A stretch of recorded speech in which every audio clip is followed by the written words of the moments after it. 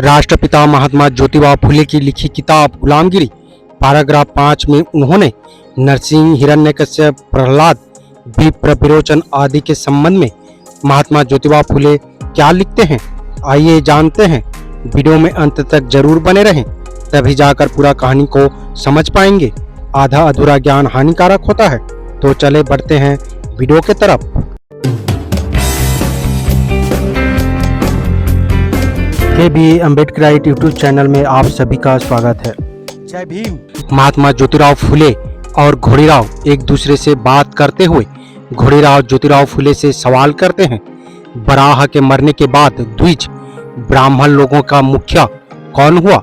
ज्योतिराव फुले इनका सवाल का जवाब देते हुए नरसिंह। घोड़ीराव फिर से ज्योतिराव फुले से सवाल करते हैं, नरसिंह स्वभाव से कैसा था? महात्मा ज्योतिराव फुले इनका जवाब देते हुए कहते हैं, नरसिंह स्वभाव से लालची, धोखेबाज, विश्वासघात करने वाला, विनाशकारी, क्रूर और भ्रष्ट था। वो शरीर से बहुत मजबूत और बहुत बलवान था। घोड़ीराव महात्मा ज्योतिराव फुले से सवाल करते हुए पूछते हैं, उसने क्या क्या किया था? महात्मा ज्योतिराव फुले इसका सवाल का जवाब देते हुए कहते हैं, सबसे पहले उसके मन में हिरण्यकश्यप की हत्या करने का विचार आया। उसने यह अच्छी तरह समझ लिया था कि उसकी हत्या किए बगैर उसका राज्य मुझे मिलने वाला नहीं है। उसने अपना दुष्ट उद्देश्य सफल हो इसलिए बहुत दिनों तक गुप्त हरकतों करना शुरू कर दिया था। उसने अपने एक द्विज शिक्षक की ओर से हिरण्यकश्यप के प्रहलाद नाम के बच्चे के अबोध मन पर अपने धर्म सिद्धांत थोपने की वजह से प्रहलाद ने अपने हर हर नाम के कुल स्वामी की पूजा करना त्याग दिया था। बाद में हिरण्यकश्यप ने प्रहलाद के भ्रष्ट हुए मन को पुनः अपने कुल स्वामी की पूजा करने के लिए अनुकूल करने की दृष्टि से हर तरह की कोशिश की। फिर भी नरसिंह की ओर से प्रहलाद को भीतर से मदद होने के कारण हिरण्यकश्यप के सारे प्रयास बेकार गए। अंत में नरसिंह ने उस अबोध बालक को अपने बहकाव में लाकर उसका मन इस तरह से भ्रष्ट किया कि उसे अपने पिता की हत्या करनी चाहिए, लेकिन इस तरह का अमानवीय कृत्य करने के लिए उस लड़के की हिम्मत ही नहीं हुई। इसलिए नरसिंह ने मौका देखकर ताजिया के बाग के बनावटी स्वांग की तरह अपने सारे बदन को रंगवाया, मुंह में बड़े बड़े नकली दांत लगवाए और लंबे लंबे बालों की दाढ़ी मूछें लगवाई और वह एक तरह से नकली महाभयंकर सिंह बन गया। ये सारा स्वांग छिपाने के लिए नरसिंह ने जरी से बुनी हुई ऊंचे किस्म की साड़ी पहन लिया और सती की तरह अपने मुंह पर लंबा चौड़ा घूंघट डालकर बड़े ही नखरेल ढंग से झूमते हुए उस बच्चों की मदद से एक दिन उसके पिता द्वारा बनाए हुए विशाल मंदिर में, जहां खंबे का तांता लगा हुआ था, वहां जाकर छिपकर खड़ा रहा। इसी दरमियान हिरण्यकश्यप ने सारे दिन का शासन संभालते हुए थक जाने के बाद शाम होते ही अपने मंदिर में एकांत में आकर निर्भयता से आराम करने के उद्देश्य से पलंग पर लेटते ही नरसिंह ने बड़े तेजी के साथ सिर का घूंघट खोलकर आंचल को कमर में लपेटकर उन खंभों की गर्दी से निकलकर हिरण्यकश्यप के बदन पर कातिलाना ढंग से टूट पड़ा। उसने अपने हाथ के मुट्ठी में छिपाए हुए बाघ नखों से उसके पेट पर वार करके उसके पेट को फाड़ दिया। इस तरह उसने हिरण्यकश्यप की हत्या कर दी। बाद में नरसिंह वहां से सभी द्विजों को साथ लेकर रात और दिन एक करके अपने मुल्क में भाग गया। इधर नरसिंह ने प्रहलाद को भूल भुलावे में रख दिया था, लेकिन जब उन्हें यह ध्यान में आया कि उसने इस तरह का अमानवीय कर्म किया है, तब क्षत्रियों ने आर्य लोगों को द्विज कहना बिल्कुल ही त्याग दिया और उन्हें विप्रिय कहने लगे। इसी विप्रिय शब्द के बाद में उनका नाम विप्र पड़ा होगा। बाद में क्षत्रियों ने नरसिंह को नरसिंह मतलब सिंह की औरत कहकर पोषना शुरू कर दिया। अंत में हिरण्यकश्यप के बच्चों में से कईयों ने नरसिंह को पकड़कर उसको उचित दंड देने की कोशिश की, किंतु नरसिंह ने हिरण्यकश्यप की राजसत्ता हड़पने की इच्छा छोड़कर केवल अपने मुल्क को और अपनी जान को संभालते हुए किसी प्रकार का पुनः प्रयास न करते हुए मारा गया।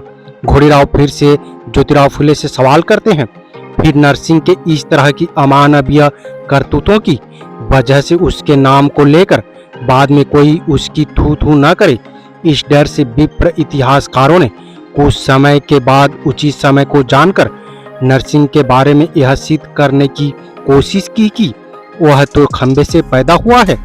इस तरह उसके नाम के साथ कई झूठ मूठ की कल्पनाएं कहानी गढ़कर इतिहास में घुसेड़ दी गई होगी।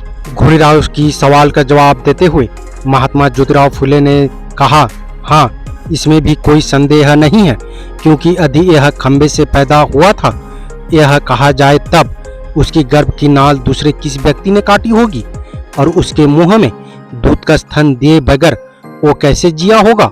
बाद में उसको किसी ने किसी दाई का या बाहर का दूध पिलाए बगैर वह छोटे से बड़ा कैसा हुआ होगा। शायद वो भी हो सकता है यदि यह कहा जाए कि लेकिन सृष्टि में इस तरह से कुछ भी घटित हुए नहीं दिखाई देता। यह तो सृष्टि क्रम के विरोधी है। इन लापरवाह विप्र ग्रंथकारों ने नरसिंह को एकदम लड़कियों के खंबे से पैदा करवाते ही उसने अन्य किसी के बगैर सहायता के अपने आप को इतना शक्तिशाली दाढ़ी मूछ वाला अकल का दुश्मन बना दिया कि उसने तुरंत ही हिरण्यकश्यप की हत्या कर डाली। हाय, जो पिता अपनी समझ के अनुसार पितृ धर्म की भावना को अपने मन में जगाकर केवल शुद्ध ममता से अपने स्वयं को पुत्र का मन सच्चे धर्म में लगाने की इच्छा से प्रयास कर रहा था, उसको इस सर्वसाक्ष आदि नारायण की अवतार ने इस तरह मार डालना क्या सही उचित है। इस तरह का अमानवीय कुकर्म अज्ञानी मनुष्य का अवतार भी शायद ही करेगा। यह आदि नारायण का अवतार होने की वजह से उसने यह हिरण्यकश्यप को दर्शन देते ही वह विश्वास दिलाकर कि मैं आदि नारायण का अवतार हूँ। दोनों पिता पुत्र में सलूक पैदा करने की बजाय हिरण्यकश्यप की बड़ी बेरहमी से हत्या करना, यह कितने आश्चर्य की बात है। यदि उसको इस हिरण्यकश्यप का उपदेश समझ नहीं आया तो फिर वह सबकी बुद्धि का दाता कैसे। इससे यह सिद्ध होता है कि नरसिंह में अपने पूना शहर की किसी सामान्य स्त्री से भी ज्यादा अकल नहीं थी, क्योंकि जिसने यहाँ के किसी एक प्रति बृहस्पति कहलाने वाले एक विद्वान को केवल अपने मधुर शब्दों में माया जाल में फंसाकर अपना गुलाम बना लिया।